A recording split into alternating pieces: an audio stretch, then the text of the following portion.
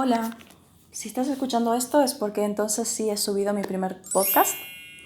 Bienvenido o bienvenida a este mi refugio, a esta mi casa. Bienvenida a Suni, hija del sol. La persona que te habla actualmente está detrás del proyecto de la marca Suni. Mi nombre es Evelyn y tengo 28 años actualmente y vivo en Argentina. Estoy terminando de estudiar psicología, la licenciatura, próxima a recibirme. Y hoy quiero hablarte de algo que me ha estado pasando esta última semana en mi vida. No sé si pretende ser una terapia o no, pero si quieres puedes tomar algún snack o alguna bebida y sentarte simplemente a reflexionar junto conmigo. Si te ha pasado o no, quizás puedas sentirte más o menos identificado o identificada, y si es así, déjamelo en comentarios qué es lo que opinas respecto a todo esto. Espero que la calidad sea óptima, que se pueda escuchar bien, así que bueno. Esta última semana, las personas que ya me conocen de redes sociales, si no me conoces te pongo en contexto. Hace 2 años empecé mi camino espiritual a raíz de un intento de suicidio. El 6 de marzo más específicamente intenté suicidarme en el año 2020, ingiriendo unas 60 pastillas. Fue un momento muy traumático y para nada voy a hablar de esto. No pretendo hablar de esto para desahogarme ni nada, ya que ya está muy trabajado en terapia. Pero sí quiero hablarte de cómo se siente el después de un intento de suicidio, 2 años después de ese intento. ¿Qué es lo que pasa con las personas que tienen que reconstruir toda su vida entera y su mente después de algo así? No tiene por qué ser un intento de suicidio, quizás te haya pasado algo traumático, quizás hayas vivido una vivencia que te haya sido dolorosa, la pérdida de alguien, la muerte de alguien, etc. Pero tiene que ser algo que haya marcado un antes y un después. Yo siempre digo que hay un antes y un después, lo veo en fotos. Siempre que veo fotos mías, veo el antes y el después de la persona que soy y que fui. Y hace un año, cuando se cumplió el primer año de mi intento de suicidio, estaba muy ocupada mentalmente, estaba como dispersa en otra cosa, mudándome de provincia y demás, y no me tomé el tiempo de reflexionar sobre eso, lo cual estuvo mal. Creo que este es el primer año en donde puedo reflexionar ahora desde otra posición, en donde ya me siento nuevamente yo, en donde me siento nuevamente sana y estable a nivel mental para poder hablar de esto. Hace 2 años, cuando me diagnosticaron depresión y un delirio psicótico, producto de la misma depresión, en donde escuchaba voces en mi mente que no eran mías, que estaban obviamente distorsionadas, que venían como de la afuera, que me decían todas estas cosas de suicídate, no vales la pena, etc. De ese momento me diagnosticaron con depresión después de haber estado en el hospital con un lavado de estómago. Fue muy duro para mí ser diagnosticada con depresión, porque yo toda mi vida he sido una persona que me he dicho todo el tiempo, estoy deprimida, tengo depresión, estoy deprimida, me siento mal. Cada vez que yo estaba triste, decía, en vez de decir estoy triste, decía estoy depresiva. Y poco a poco, de tanto decirlo y de tanto expresarlo, yo durante el año anterior a intentarme suicidar todo el tiempo decía que me iba a matar, que yo me iba a matar. Lo decía en broma, no lo decía en broma, no sé, pero todo el tiempo lo decía. De tanto decirlo, terminó pasando, se terminó convirtiendo en una realidad. Quizás mi mente ya sabía o quizás uno atrae lo que dice, pero las palabras tienen un gran peso. Y cuando a mí en ese momento me dijeron, lo que te pasa es que estás depresiva, para mí se me cayó el mundo, porque yo sabía que no iba a poder salir de eso. Sentía que nunca iba a poder ser igual, porque lo sabía y lo había visto en otras personas con depresión, que jamás volvían a ser la misma persona. Y entré en pánico. Recuerdo que ese primer año fue horrible para mí. Todo el tiempo necesitaba estar siendo monitoreada. Había que estar mandándome mensajes para saber si había comido, si no había comido, si había pagado mis facturas, si no había pagado, si le había dado de comer a mi perra, porque incluso me olvidaba de alimentarla. Fue horrible para mí la pandemia porque me obligó a vivir en 4 paredes en un monoambiente con una perra que necesitaba salir diariamente a caminar, lo cual me obligaba a mí a salir al exterior. Y al mismo tiempo yo no quería vivir, odiaba el mundo por obligarme a tener una vida que no me gustaba y que no quería. Y al mismo tiempo me obligué a mí misma a seguir una carrera que en ese momento yo no tenía la capacidad mental para hacerla. Sin embargo, la hice. Y eso me llevó a odiar actualmente mi carrera, a llegar al punto en donde odio estudiar, odio sentarme a estudiar y odio mi carrera, cuando era algo que a mí me apasionaba. Pero debido a que la viví a la par que estaba viviendo algo traumático y doloroso, lo convertí en algo que actualmente me cuesta lidiar. A pesar de que sé que tengo la capacidad de ser un buen profesional como psicóloga, me cuesta poder terminarla por el odio que le tengo a esa situación en donde me obligué a mí misma a hacer algo de mi vida. Y acá está lo importante, ¿no? Cuando uno tiene este corte en la cadena significante, cuando uno tiene algo que te obliga a hacer un antes y un después, lo peor que puedes hacer es obligarte a hacer cosas. Si estás atravesando actualmente una depresión, no te obligues a hacer nada, por favor, porque es horrible obligarte a seguir tu vida como si nada cuando realmente no tienes la capacidad para hacerlo. Y yo no pude entender eso. No podía entender que yo mentalmente estaba perjudicada y enferma para cualquier cosa, que yo tendría que haber parado, como me lo recomendaron los psiquiatras y los médicos, y no lo hice. Y contra ese buen juicio seguí adelante para terminar como estoy actualmente en una carrera en la que actualmente no me gusta, que tengo que terminarla porque la quiero terminar por un logro personal, pero que quizás nunca ejerza por ese año y medio que me llevó sanar a la par que tenía que estudiar. Es muy difícil para una persona que se intentó suicidar volver a tener ganas de vivir. Creo que durante el primer año de mi vida que me intenté suicidar, odiaba mi vida. Y para mí fue un alivio encontrar a otra persona que también había tenido un intento de suicidio y poder hablar con él. Este amigo es alguien recurrente en mi vida, que lo conocí en la facultad. Y cada vez que estoy mal o cada vez que vuelvo a tener estos momentos en donde tengo miedo de volver atrás, aparece mi vida. Por ejemplo, hoy mágicamente mi amigo me escribió y me dijo, ¿cómo estás? Inmediatamente le empecé a contar todo. Es una persona que siempre aparece en mi vida cuando me saltan estas dudas, casi como intuitivamente, como si supiera que está pasando algo relacionado con eso. Y lo quiero un montón, la verdad.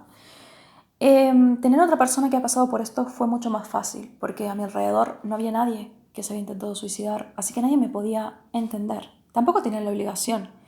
Fueron meses muy difíciles para todos, ya que no solamente se afecta a la persona que lo está sufriendo, sino todo su entorno. Fue un año muy malo para mí, tanto a nivel de pareja como a nivel de amistades, como a nivel familiar.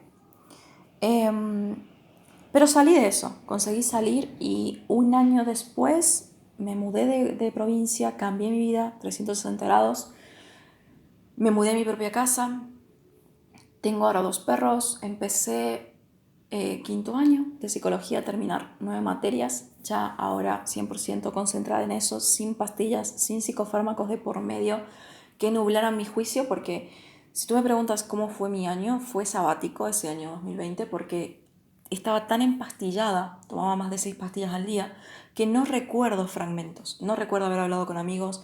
Hay muchísimas conversaciones con mi psicólogo que no tengo en mente que las hice y pasaron. Fui muy mal diagnosticada, fui mal llevada también por el psiquiatra. Y cuando decidí dejar las pastillas porque sentía que no podía más, no me sentí contenida por mi psiquiatra, no me sentí contenida por nadie. Todo el mundo sentía que en cualquier momento iba a volver a hacerlo. Iba a volver a intentarlo. Y me tomé un año. Decidí darme un año para cambiar mi vida por completo o iba a volverme a suicidar. Y esta vez sentía que lo iba a hacer realmente, que realmente iba a ver la forma de que no pudiera quedarme con vida. Así que me tomé un año, me di un año de vida. Casi me acuerdo que hay una señora que le tiró las cartas, una gran clienta que ella tiene problemas, tiene cáncer, y siempre es recurrente su cáncer, y me dice, casi que te diste vos misma un ultimátum, como si tuvieras un cáncer. Y lo era un cáncer para mí. Yo misma era un cáncer para mí. Un cáncer que tenía que ser aniquilado de mi vida. Y ese ultimátum que me di me cambió la vida. Me dio un giro de rosca a mi vida. Empecé toda la espiritualidad. Conocí todo lo que implica despertar la conciencia. Y actualmente estoy en un lugar mejor. Me costó mucho. Si me tuvieras que preguntar cómo lo hice, no sabría ahora mismo cómo responderte. Quizás más adelante tenga las herramientas o las palabras para decírtelo. Pero yo escribía todo en un diario. Hay gente que incluso lo ha leído ese diario. Es muy interesante cómo funciona la mente de una persona que está enferma en ese momento. No me gusta la palabra enfermedad, pero es así como yo me sentía. Yo me sentía enferma. Sentía que mi mente no era mía, que mi mente no la controlaba yo.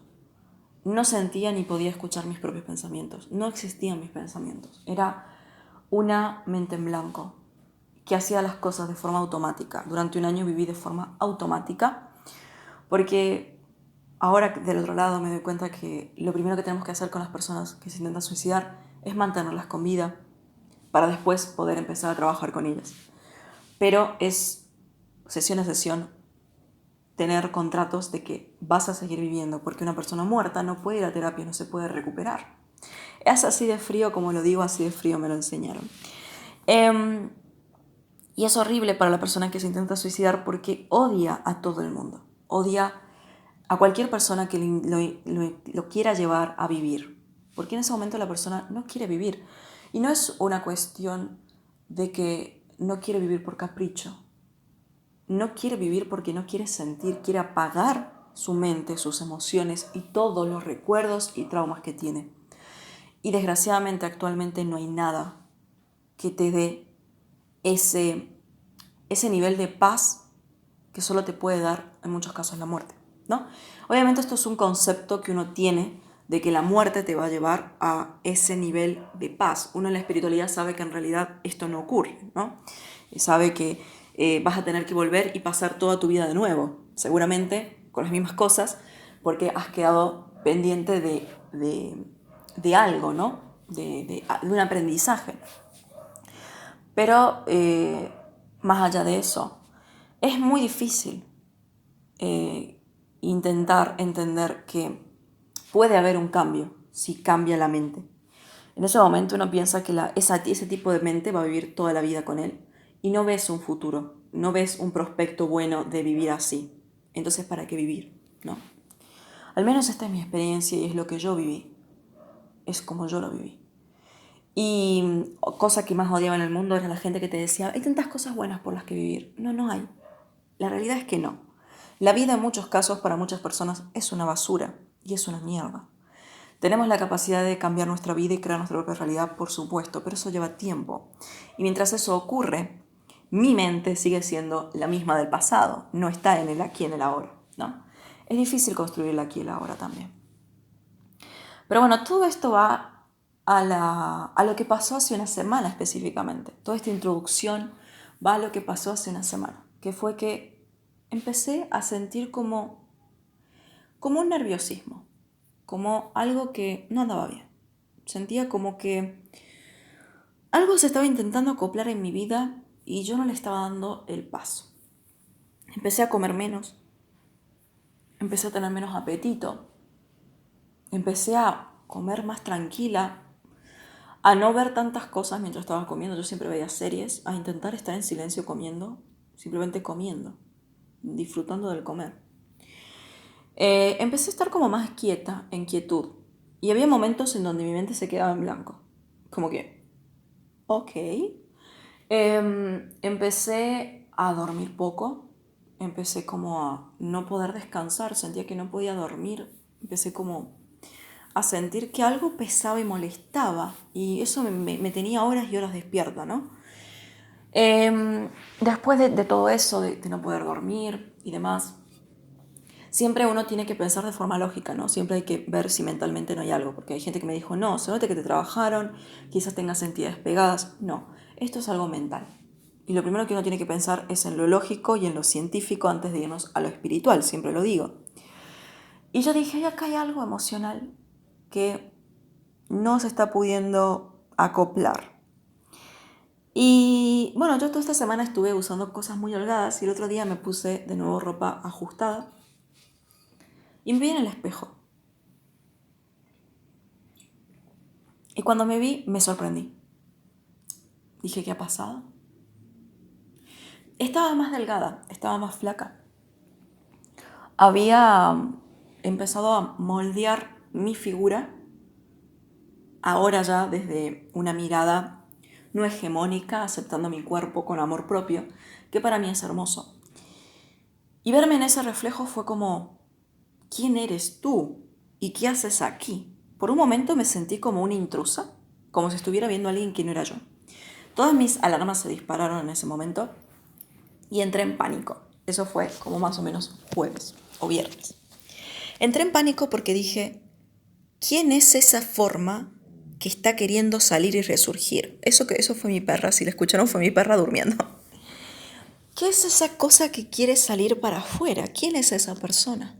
Yo llevaba los 2 últimos años con sobrepeso por las pastillas, obviamente los psicofármacos te engordan, y de repente me encontré con esa persona y en mi mente sonó una voz lejana que dijo, ¿pero no era esto lo que estábamos buscando? O sea, ¿no querías recuperar a la persona que eras? Y ahí quedé como sin palabras, porque hacía 4 años que yo no veía a esa persona en mi reflejo. Hacía 4 años que yo no podía reconocerme en que era esa persona.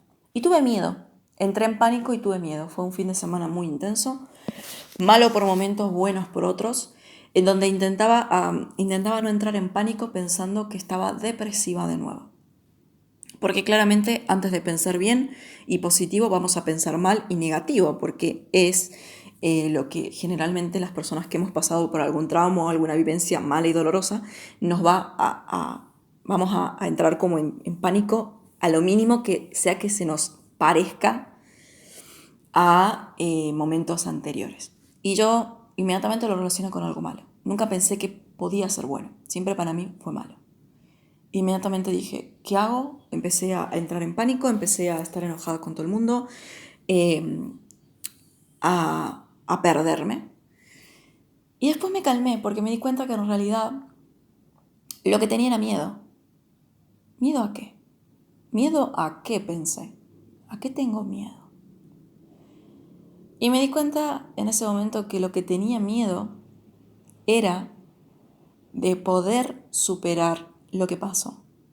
Me aferré tanto a la idea de que nunca lo iba a superar a lo que me había pasado y me había marcado de por vida, que para mí no había en mi mente cabida a superar la situación. Como que no. Porque yo sabía que fue un antes y un después para mí mi intento de suicidio, porque aunque yo quiera, nunca volvería a ser la persona que fui antes de mi depresión. Y ahora encontrarme con esa persona que vuelve a estar sana y estable emocionalmente da miedo. Porque he vivido los últimos 4 años de mi vida como una persona inestable, como una persona con emociones muy fuertes, bipolares en muchos casos, con depresión, sin darse cuenta de que estaba deprimida hasta que explotó, y que encima después tuvo que reconstruir su mente a la par que su vida, a la par que su personalidad dañada, al mismo tiempo que tenía un despertar espiritual. Y todo eso dio como resultado esta nueva forma del ser que sale ahora, sana, con conocimientos que yo misma he puesto, porque yo misma he estudiado mindfulness, yo misma he intentado tomar clases de yoga, estar en el aquí y el ahora, y ahora mismo está saliendo esa persona, está en el aquí y en el ahora, y no puedo asumir que esa persona es posible que exista de nuevo, porque asumir que esa persona existe de nuevo es asumir que me puede volver a pasar lo mismo de nuevo, y ese es mi miedo, y quizás también sea el tuyo, quizás también es tu miedo, el que te vuelva a pasar aquello que dolió, aquello que marcó, aquello que fue un antes y un después. Y nadie nos enseña a vivir con miedo. Nadie nos enseña no vivir con miedo en el otro, porque no es ese el miedo del que hablo. No es un miedo al otro, es un miedo a perder aquello que tanto nos costó reconstruir. Es miedo a perdernos a nosotros mismos. Y esta tarde tengo cita con mi psicólogo, va a ser muy interesante. Y eso es lo que me está pasando actualmente. Tengo miedo a volver a ser esa persona porque esa persona se perdió a sí misma. Y me da miedo que eso ocurra de nuevo, porque no podría soportarlo una segunda vez. Creo que cualquier persona que se intentó suicidar, o que sea una persona recurrente, o incluso que tenga depresión, o haya sufrido algún trauma doloroso, no podría volver a lidiar consigo misma en la misma situación, años después, siendo ya una persona quizás más sana. No podría. Y ese es mi miedo es perder mi mente y me alejo de cualquier cosa que pueda poner en peligro mi estabilidad mental. Personas, situaciones, todo. Me prohíbo a mí misma estar en situaciones que me pongan en peligro a mi mente. Y eso es vivir con miedo. El miedo no te hace libre. El miedo te obliga a tener que vivir de cierta forma, esquivando cosas. Lucho porque algún día no me dé miedo estar nuevamente sana, no verme en un espejo más delgada, no me lleve a pensar que estoy enferma, sino que simplemente estoy más delgada. Lucho porque algún día pueda volver a ser una cuarta parte de la persona que fui y que al mismo tiempo pueda ver la maravillosa persona que me estoy convirtiendo actualmente. Y lucho sobre todo porque algún día no me dé miedo volver a donde fui yo realmente, que fue en ese intento de suicidio. Porque si no hubiera pasado eso en mi vida, yo no podría ser quien soy a día de hoy. No podría haber sido realmente yo si no me hubiera intentado suicidar. Esto no es un apogeo ni estoy intentando que la gente vaya y se intente suicidar para nada. Simplemente te estoy intentando decir que aceptes lo que pasó en tu vida, las cosas que dependieron de vos, exclusivamente tuyas, las decisiones que tomaste para tu bien o para tu mal. Las aceptes porque son parte de lo que te hicieron a día de hoy y te llevan a un lugar mejor, aunque quizás en este momento no puedas verlo, aunque quizás en este momento pienses que estar como estás actualmente es lo peor que te puede pasar y que jamás vas a salir de eso. Sí vas a salir. Y yo soy prueba de que se sale. Y si yo pude salir sola en 4 paredes, con un montón de psicofármacos a la disposición, cualquiera persona puede salir. No somos menos que nadie por tener miedo. Miedo a ser lo que fuimos. Miedo a que esa persona que hemos enterrado bajo tierra resurja. Pero da más miedo volver a enfrentarnos a lo que perdimos, al enfrentarnos a nuestra propia pérdida del ser. Y ahora ese ser que vuelve y que quiere estar necesita encontrar un lugar entre el miedo a volver a perder una mente y el miedo a lo desconocido de volver a estar mentalmente sano, mentalmente sana.